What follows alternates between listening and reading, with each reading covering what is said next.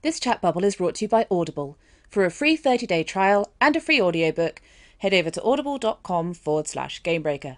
Hi, my name's Olivia Grace, and I'm here today to ask you a question. Should we give indie games a break because they're indie? So this comes from a Reddit thread, which you can see a link to in the article below, which had a really interesting discussion on this, and I thought I'd get the Gamebreaker audience's expert opinion on this question.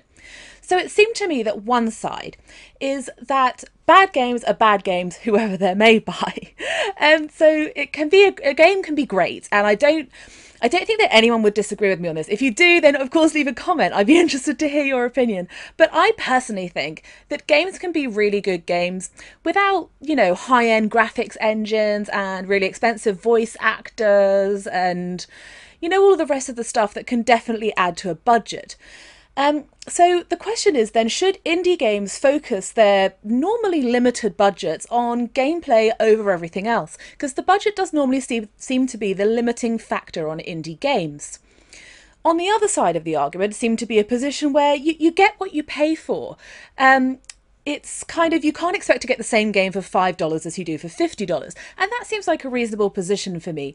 I mean, you can't really judge a game that costs so little to produce as some indie games do on the same lines as a game which costs millions and millions. I mean, it seems fair, it seems reasonable, but I guess the counter to that argument is, do you look at other products in the same way? Do you look at films in that same way, or movies, as you might say, in that same way? Do you think, oh, well, this film cost me $5 at the video shop, whereas this film cost me $14.99, so I should be getting a different ratio. This film should be $14.99's worth of film rather than $5 worth of film. I personally don't know that this is how I look at things. It seems a bit of a strange way to look at games for me. So I personally think I tend to judge games just on how much I enjoy playing them. I don't concern myself too much about whether games are independently made or made by an enormous studio with millions and millions of dollars at their disposal. But I'm interested in to see what you think. Do you look at products in that kind of budget to enjoyment ratio? Do you give indie games some slack because they're indie? Do you think that it's just a case of bad games are bad games? And do you think that indie games should focus on quality rather than quantity?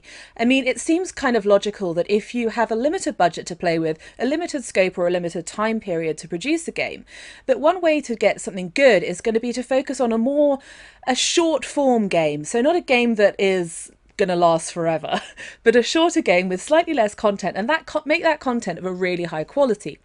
But then on the other hand, I suppose you could be a little bit more like me in your appreciation of these things and not to put too much thought in your approval or disapproval of a game as to who's made it.